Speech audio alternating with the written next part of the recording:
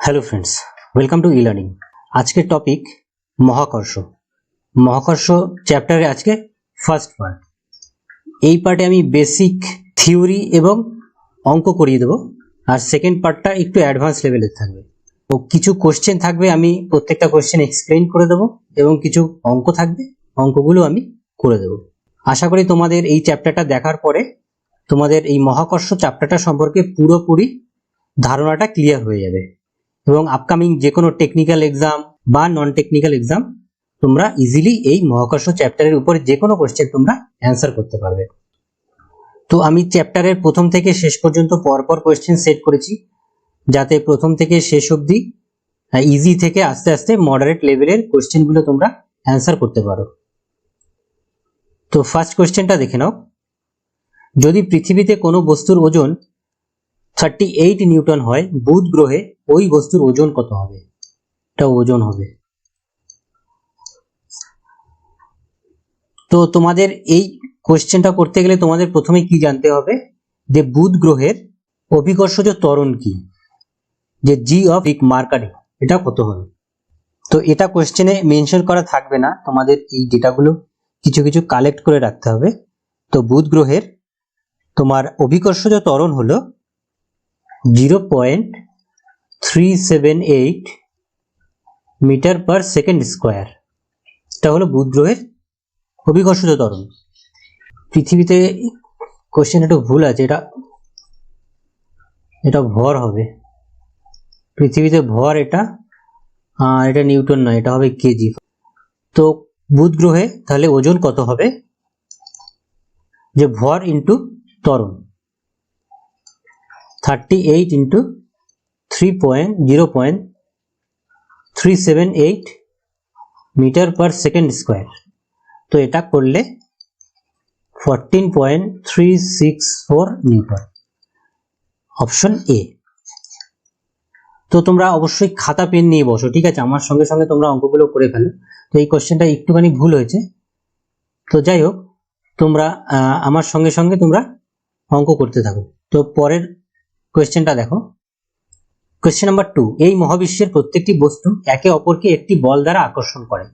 এই বল নিম্নের কোন রাশিটির সঙ্গে বর্গের ব্যস্তানুপাতিক? ওকে, তার আগে আমি তোমাদের নিউটনের মহাকর্ষীয় সূত্র সম্পর্কে আমি তোমাদের একটু বলে দিই। নিউটন, আপেল আর আপেল গাছের গল্পটা তোমরা নিশ্চয়ই সবাই জানো।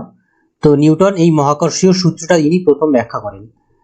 তো মহাকর্ষীয় সূত্রে কি বলা হয়েছে, যে দুটি বস্তু, মনে করো এটা একটি বস্তু, এটা একটি বস্তু, এটার ভর কি আছে m1, এই বস্তুটার ভর m2, এর মধ্যে দূরত্ব কতটা আছে, দূরত্ব ধরে নিচ্ছি আর দূরত্ব আছে।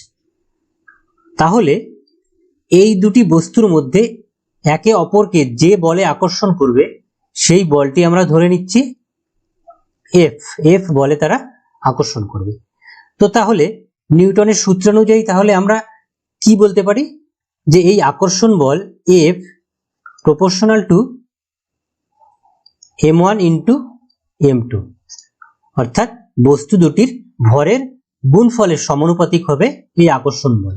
আর কি লিখতে পারি, এফ প্রপোর্শনাল টু 1/r², অর্থাৎ এই আকর্ষণ বল হবে বস্তু দুটির মধ্যেকার দূরত্বের বর্গের ব্যস্তানুপাতিক। তাহলে আমাদের এই কোশ্চেনে কি বলেছে, কোন রাশিটির বর্গের ব্যস্তানুপাতিক? তাহলে অ্যান্সার হয়ে যাবে না দূরত্ব, অপশন সি দূরত্ব। তাহলে নিউটনের সূত্রটা তোমরা বুঝে নিয়েছো।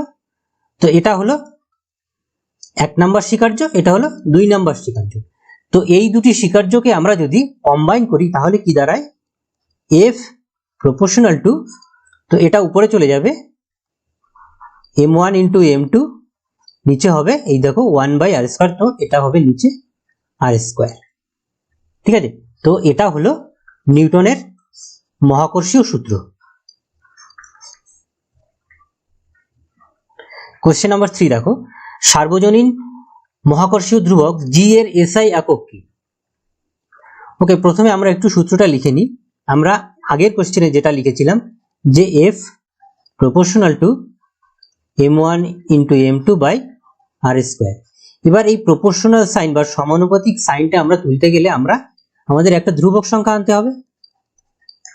তো f ইকুয়াল টু যদি আমরা আনতে যাই তাহলে আমাদের একটা ধ্রুবক সংখ্যা আনতে হবে, এটার একটা নির্দিষ্ট মান থাকবে। তো এই যে g এটাই হলো আমাদের এই মহাকর্ষীয় ধ্রুবক।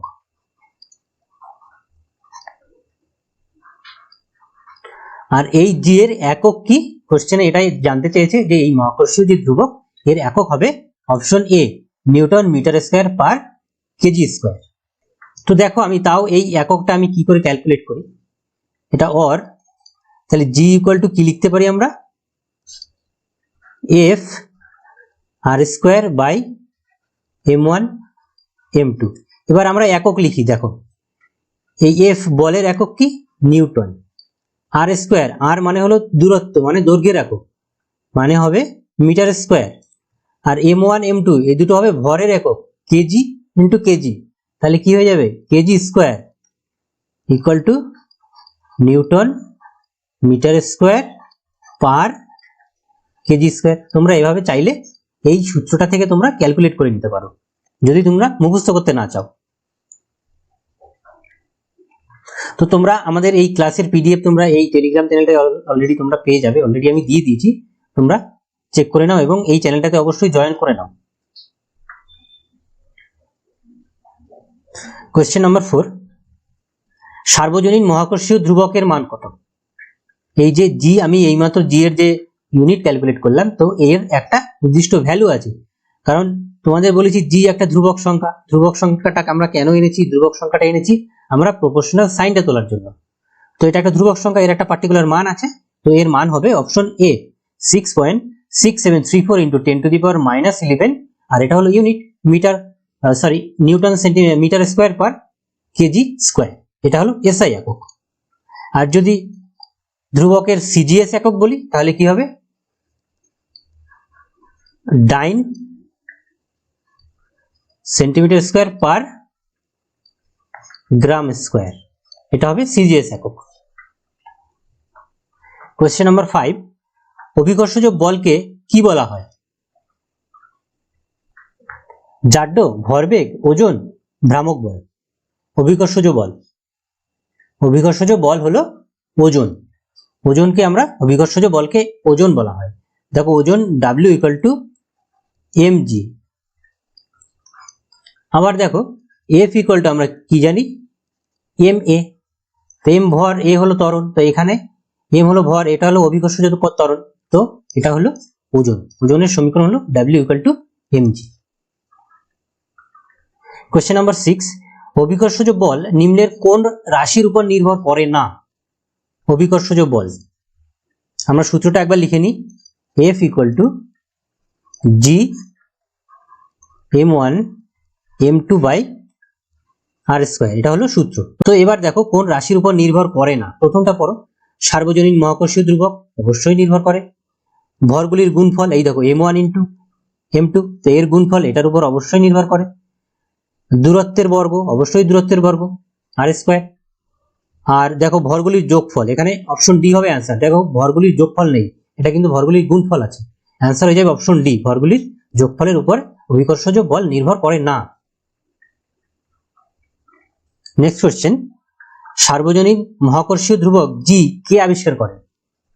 যদিও দেখো সূত্রটা নিউটন আবিষ্কার করেন, কিন্তু এই জি এর ভ্যালু বা জি আবিষ্কার করেন হেনরি ক্যাভেন্ডিশ।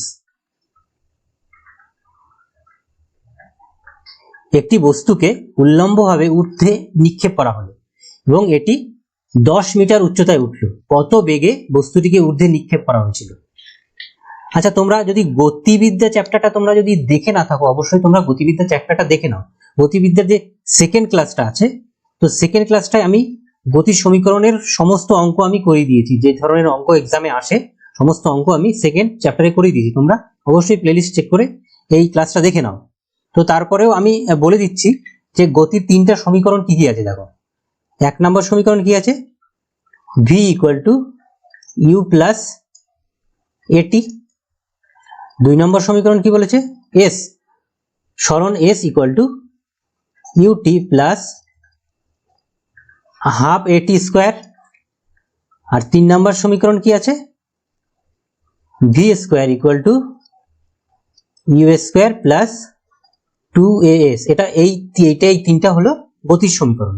তো এই তিনটার মধ্যে একটা সমীকরণ আমাদের চুজ করতে হবে এই অঙ্কটা সলভ করার জন্য।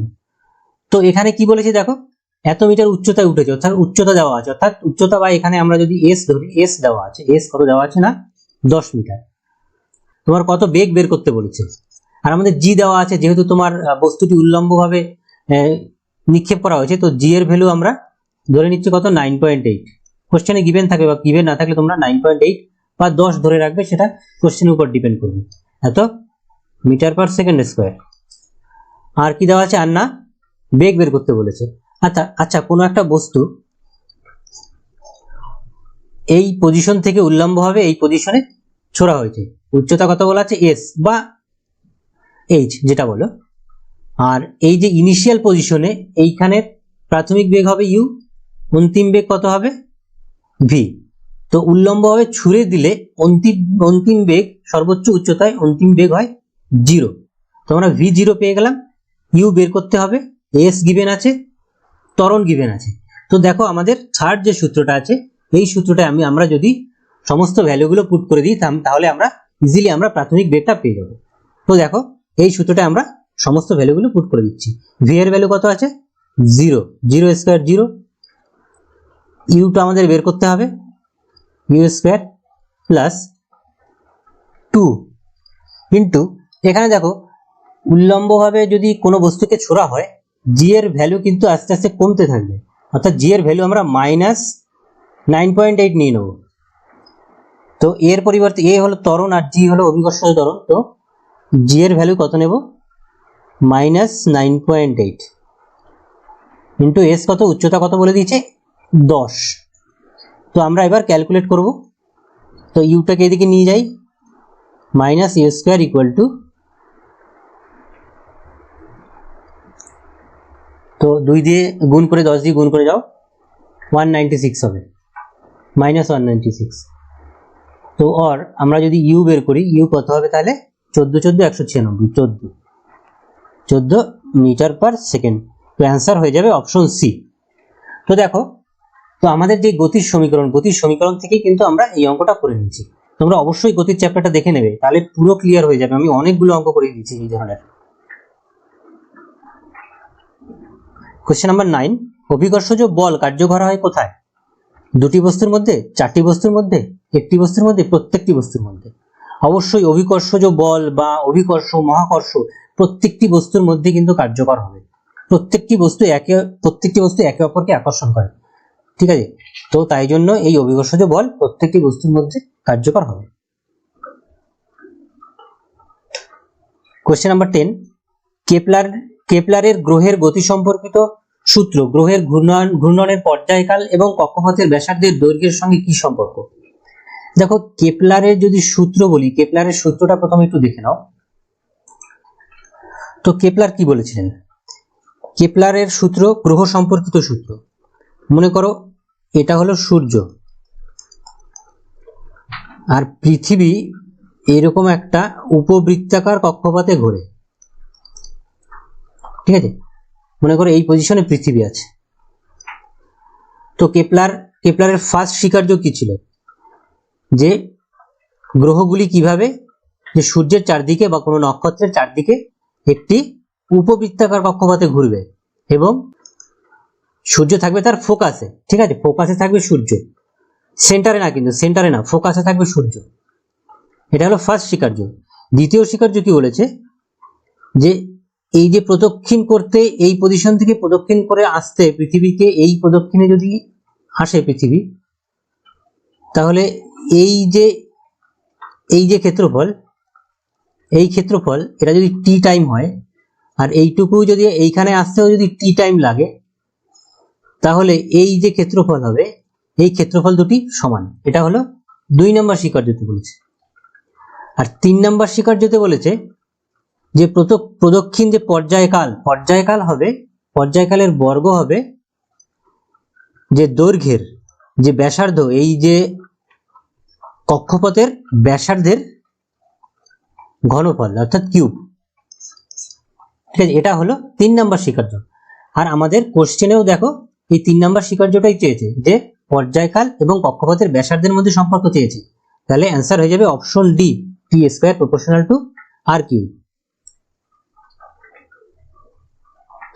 নেক্সট কোশ্চেন, একটি দোলক ঘড়িকে চাঁদে নিয়ে গেলে কি ঘটবে? একটি দোলক ঘড়ি আছে,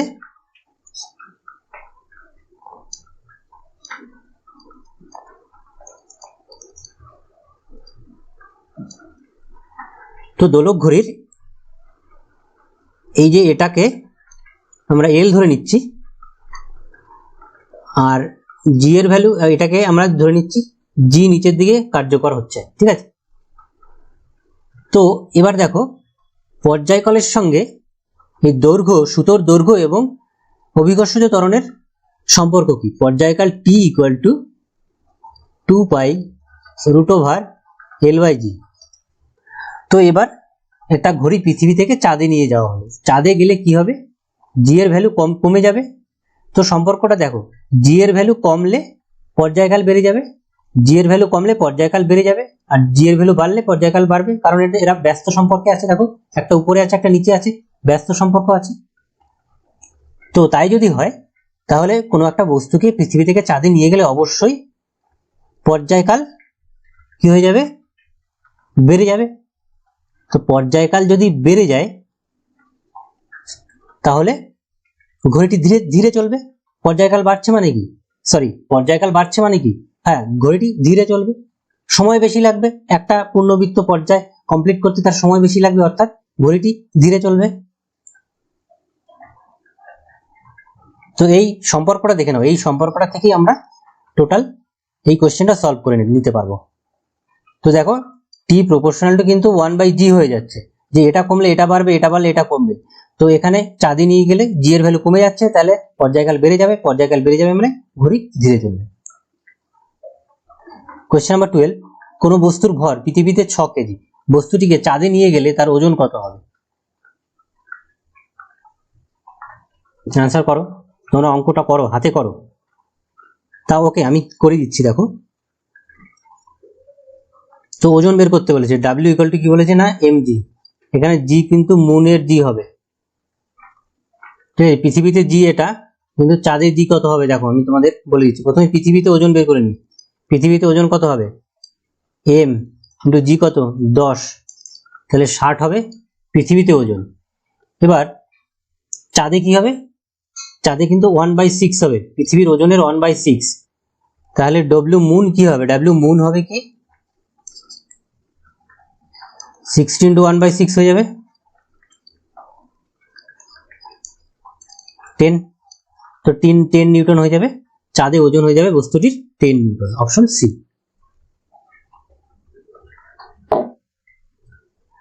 যদি দুটি বস্তুর ভর দ্বিগুণ হয় তাহলে তাদের মধ্যকার বল কত হবে? বস্তুর ভর দ্বিগুণ করে দিলাম, তাহলে বল কত হবে? ওকে, তাহলে অভিকর্ষীয় সূত্রটা প্রথমে আমরা একটু দেখে নিই, যে F equal to G m1 m2 by R square. এখানে সম্পর্ক কি কি বলেছে দেখো, শুধু বস্তুটির ভরের সঙ্গে সম্পর্কের কথা বলেছে, জি বা আর এর জন্য কিছু বলেনি।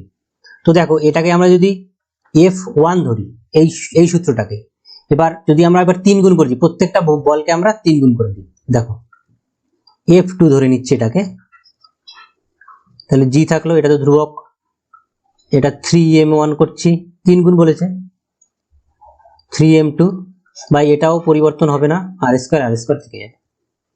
দেখো এখানে 3 গুণ 3 9 করে দিচ্ছি, 9টাকে আগে নিয়ে নিচ্ছি, 9 জি m1 m2 by R square. এবার দেখো এই যে টোটাল পার্টটা, এই পার্টটা কি, এটা দেখো F1, তাহলে এটা হয়ে যাবে F1, তাহলে কত গুণ হয়ে গেল দেখো, F2 হলো এই দেখো 9 গুণ, F1 এর 9 গুণ হয়ে যাবে, তো অ্যান্সার হয়ে যাবে 9 গুণ।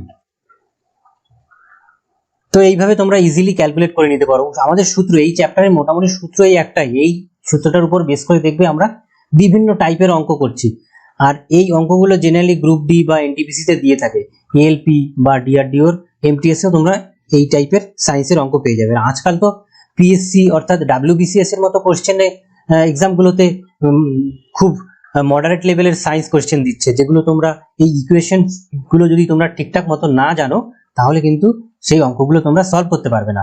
সেই আগের মতো মুখস্থ করে চলে গেলে আর অ্যান্সার করে দেবে, তো এরকম ধরনের কোশ্চেন কিন্তু এখন আর আসে না। এখন খুবই তোমার অ্যাডভান্স লেভেলের কোশ্চেন আসছে এক্সামগুলোতে। তাই তোমরা বেসটাকে শক্তিশালী করলে তোমরা যে কোনো কোশ্চেন তোমরা সলভ করতে পারবে। কোশ্চেন নাম্বার 14, কোন বল দ্বারা পৃথিবী সমস্ত বস্তুকে নিজের দিকে আকর্ষণ করে? তড়িৎচুম্বকীয় বল, অভিকেন্দ্র বল, অভিকর্ষজ বল, অপকেন্দ্র বল।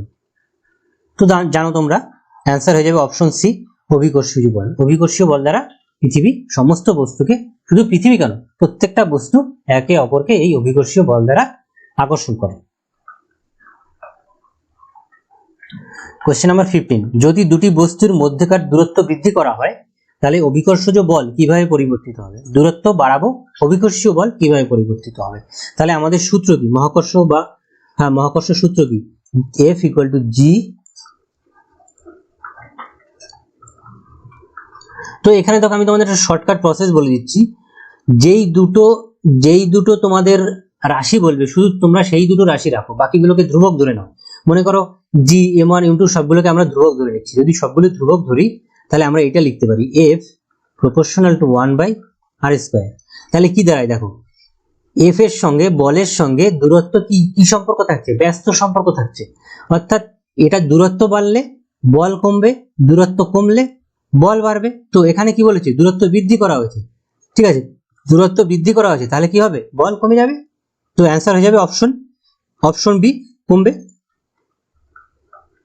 এইভাবে সম্পর্ক তৈরি করার চেষ্টা করো। সম্পর্ক তৈরি করে তারপরে তোমরা দেখো ব্যস্ত সম্পর্ক আছে, তাহলে একটা বাড়লে একটা কমবে, আর যদি সরল সম্পর্ক থাকতো তাহলে একটা বাড়লে আরেকটা বাড়তো। তো এভাবে তোমরা কোশ্চেনগুলো সলভ করে নিতে পারো ইজিলি।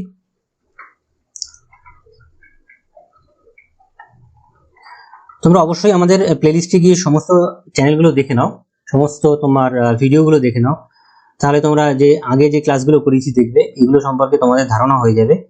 আর এই চ্যাপ্টারটা তোমাদের দেখার আগে তোমরা অবশ্যই গতিবিদ্যার চ্যাপ্টারটা অবশ্যই দেখে নেবে। গতিবিদ্যা খুবই ইম্পর্টেন্ট একটা চ্যাপ্টার, প্রচুর কোশ্চেন আসে ওই চ্যাপ্টার থেকে। তো কোশ্চেন নাম্বার 16 দেখো, দুটি বস্তুর মধ্যেকার অভিকর্ষজ বল F বলে দিয়েছে।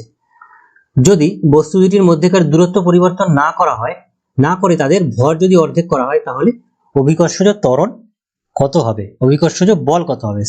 অভিকর্ষজ বল কত হবে? তো আমাদের সূত্র একটাই, F = G m1 m2/r²। এই টাইপের একটা অঙ্ক তোমাদের একটু আগে করিয়েছি, বল ভর, প্রত্যেকটার ভর 3 গুণ করা হয়েছে, সেইরকম একটা অঙ্ক। তো এটাও একই টাইপের। তো দেখো এই অঙ্কটা দেখে নাও। তো এটাকে আমরা যদি F1 ধরি তাহলে এটা ফার্স্ট কন্ডিশনে গেল। সেকেন্ড কন্ডিশনে কি বলেছে?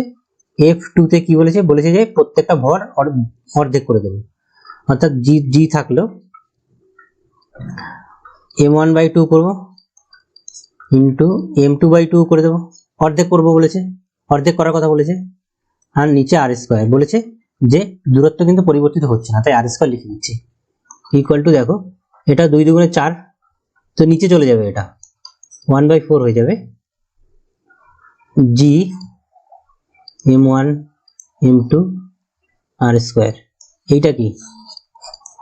এটা কি জানি? এটা হলো F1। এই দেখো এটা F1। তো তাহলে কি হয়ে যাবে? 1/4 F1। অ্যান্সার হয়ে যাবে অপশন ডি, F/4। বা এটাকে F1, তো ওই জন্য F1 ধরেছি, অ্যাকচুয়ালি এটা F বলেছে কোশ্চেনে, তাহলে আমরা এটাকে F লিখবো, F1 লিখবো না। তো আমরা ইজিলি লিখতে পারি F/4, option D. Question number 17, যখন কোনো বস্তু সুষম বৃত্তীয় গতিতে ঘূর্ণায়মান, নিম্নের কোন রাশিটির প্রত্যেক বিন্দুতে পরিবর্তিত হবে? কোন রাশিটি বলো? ভর, বেগ, চাপ, জাড্য, কি হবে? দেখো বেগ কিন্তু প্রত্যেকটা পয়েন্টে কিন্তু বেগের দিক পরিবর্তিত হচ্ছে, প্রত্যেকটা পয়েন্টে। তো দিক পরিবর্তন মানে বেগের পরিবর্তন হবে। তো অ্যান্সার হয়ে যাবে অপশন বি। যদি দ্রুতি বলতো, দ্রুতি কিন্তু পরিবর্তিত হচ্ছে না, কিন্তু বেগ ডাইরেকশন পরিবর্তনের সঙ্গে সঙ্গে বেগ পরিবর্তিত হচ্ছে, তাই জন্য এই বেগ রাশিটি পরিবর্তিত হবে প্রত্যেক পয়েন্টে। কোশ্চেন নাম্বার 18, যদি দুটি বস্তুর মধ্যেকার দূরত্ব 6 গুণ হয় তাহলে অভিকর্ষজ বল কত গুণ হবে? তো দূরত্ব বলেছে, এখানে আর বলেছে, আর কিন্তু 6 গুণ হবে। ওকে, আমরা কোশ্চেনটা করছি, দেখো F = G। তো এই সূত্রটা প্রথমে লিখে নেবে। এই টাইপের অঙ্ক দেখো, একই টাইপের অঙ্ক একটু শিখে নাও, ওই অঙ্কগুলো করা শিখে নাও, তাহলে তুমি যে কোনো ভ্যালু দিলে তুমি এইগুলো করে দিতে পারবে। তো এটাকে যদি F1 ধরে নিই, তো কন্ডিশন কি বলেছে, F2 কি বলেছে, আর 6 গুণ G(m1 m2) যেমন থাকবে তেমন, শুধু আর 6 গুণ হয়ে যাবে, এখানে 6r এর হোল স্কয়ার হয়ে যাবে। ওকে, তো দেখো 6 × 36 হয়ে যাবে, তাহলে 1/36 লিখছে, এটা নিচে যেহেতু তাই জন্য 1/36 G, বাকি যেমন আছে তেমন আমরা লিখে দেব। আর এই পার্টটা কি হয়, F1, তাহলে 1/36 F1, তো অ্যান্সার হয়ে যাবে কত, 1/36 গুণ। কোশ্চেন নাম্বার 19, বিনা বাধায় পতনশীল বস্তুর অভিকর্ষজ ত্বরণ কি হবে? একটা বস্তু মুক্ত অবস্থায় পড়ছে, বিনা বাধায় পড়ছে নিচের দিকে, তাহলে তার অভিকর্ষজ ত্বরণ কি হবে? অভিকর্ষজ ত্বরণ কিন্তু অবশ্যই 9.8, এটাই হবে, 0 হবে না।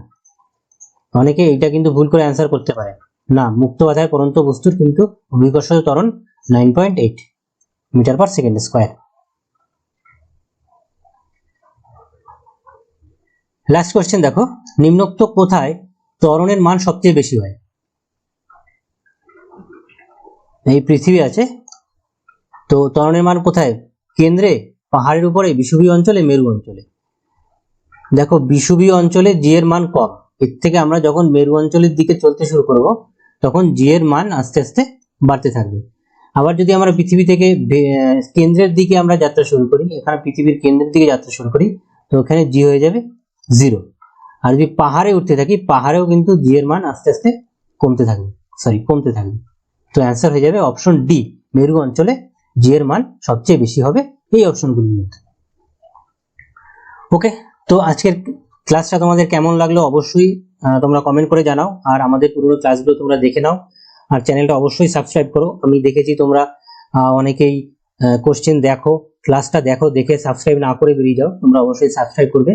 আর আমরা পরবর্তী ক্লাসে আমরা সম্ভবত আলোর ক্লাস আনবো, আলো নিয়ে ডিসকাস করব। আলো ক্লাসটা অনেকটাই বড় হবে। এই মহাকর্ষর আরো একটা পার্ট আছে, সেকেন্ড পার্ট আছে, তো সেকেন্ড পার্টটা হয়ে গেলে আমরা লাইট নিয়ে ডিসকাস করব। ঠিক আছে, তো তোমরা অবশ্যই আমাদের চ্যানেলটি সাবস্ক্রাইব করো, আর অবশ্যই টেলিগ্রাম চ্যানেলে জয়েন করে নাও, টেলিগ্রাম চ্যানেলে এই ক্লাসের পিডিএফ পেয়ে যাবে। ওকে, ঠিক আছে বন্ধুরা, ওকে, সাবস্ক্রাইব করো তোমরা, আর অবশ্যই লাইক করো, কমেন্ট করো। Thank you, have a nice day.